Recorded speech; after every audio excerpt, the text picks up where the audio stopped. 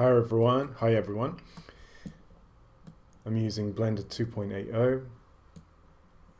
If you don't know Blender, you can download it for free. It's open source. Donate though if you've got enough, because it's a really cool program. GZs. These humans make human. Again, it's a free open source program, and you can import the rigging into Blender with some tools. Anyway, this short video is kind of an Architectonic Cities of Imagination jam.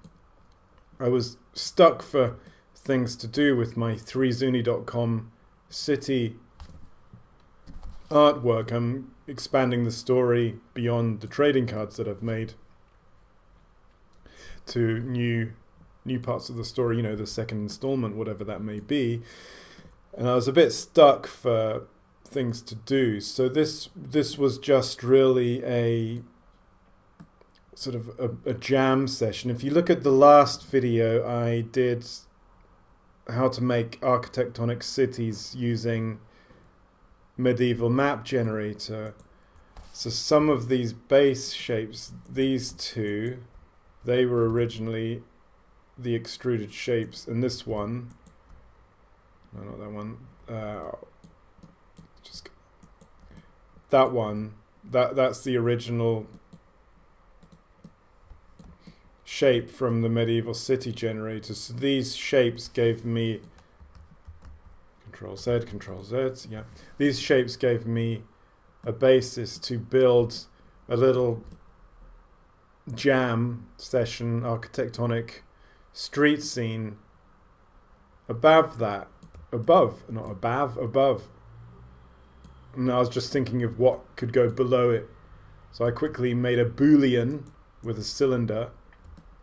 And in this base, there's the base of the model, there's a tube station.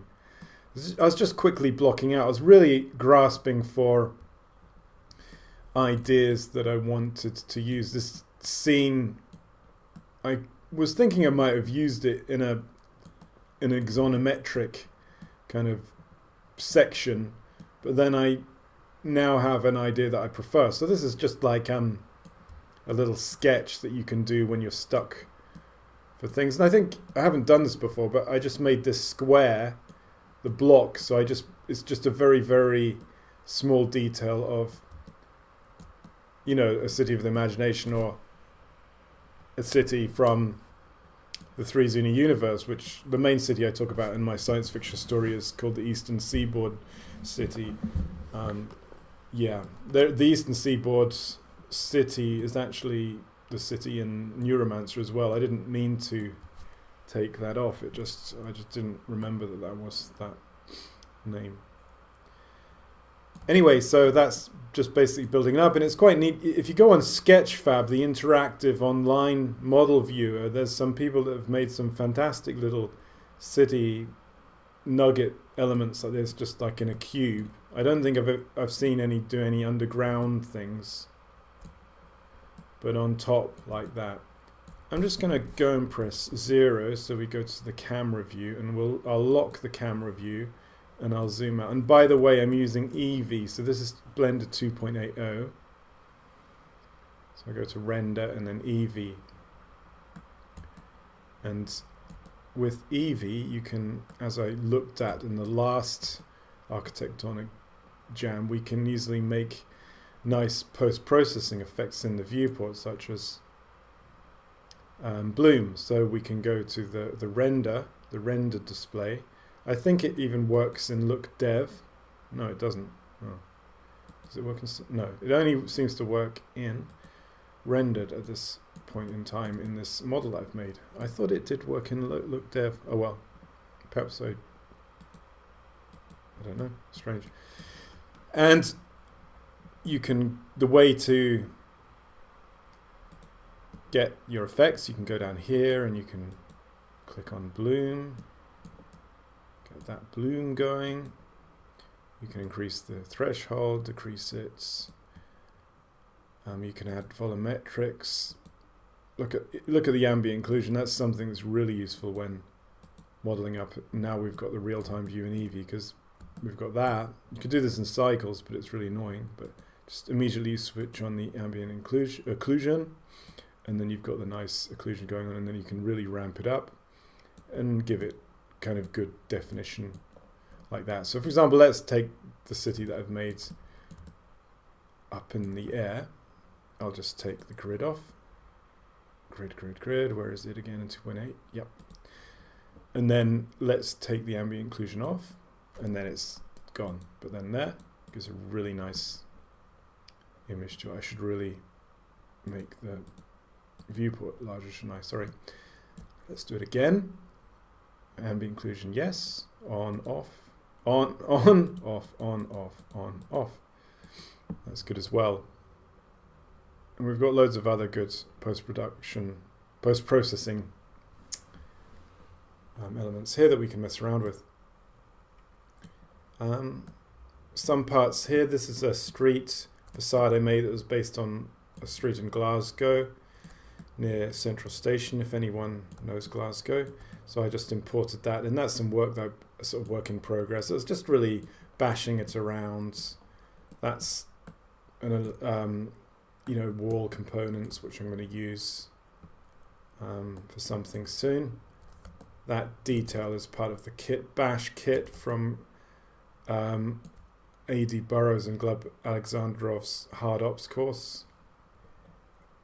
Just that bit there. The rest I made.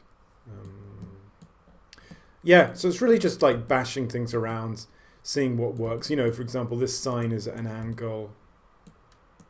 You know, and you can do that. And then there's these sort of architectonic elements at the back.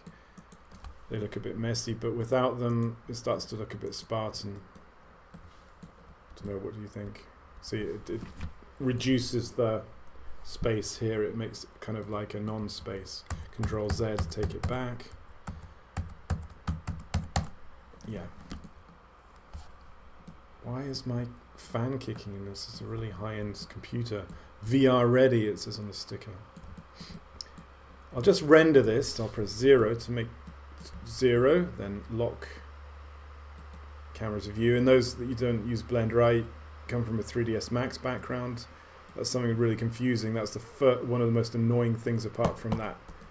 The target is this lock camera to view. So when I started moving the camera around, if you used it in Max, it's like, oh, I'm out. Are you still in the camera? Let's press render. No, it'll render back there. So so if your camera's like here, I'll end up rendering that. Let's just press a render, do a render because I've put some freestyle elements on it, you know, line drawing. But one thing I've found at this point in time in this version, I don't know, probably not in the future either. You'll have to put a cell shader on it or something. Eevee is not letting us do freestyle.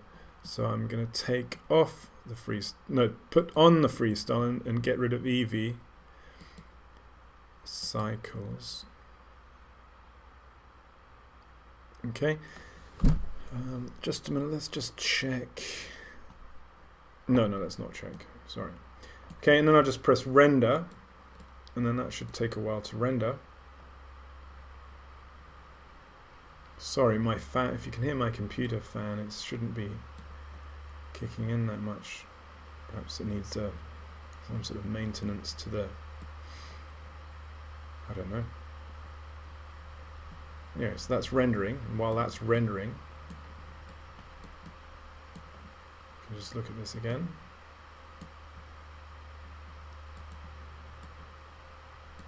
You know, I'm going to actually, oh yeah, here's what we found. So this is from last week's YouTube video.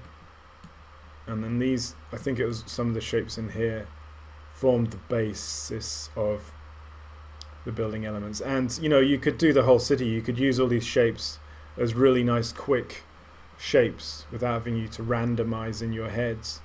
And you can add to the shapes on this using just manual model editing like here, or you can also use particle systems that sort of on the roofs, you know, randomize the elements that you put in the particle system. So you could put a few roof elements like boxes, aerials, and then you'd randomize it, and then you could put it on all, and it would automatically go on all the tops of all the structures. Yeah. Is this going to take ages to render the freestyle element? Because then I'll leave you when that's done. You can see down here the Boolean hasn't worked because it's not on the right setting to hollow it.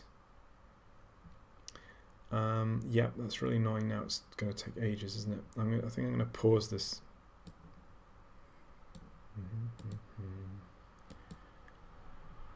Okay. 1 minute. Alright, so this is the rendered image here.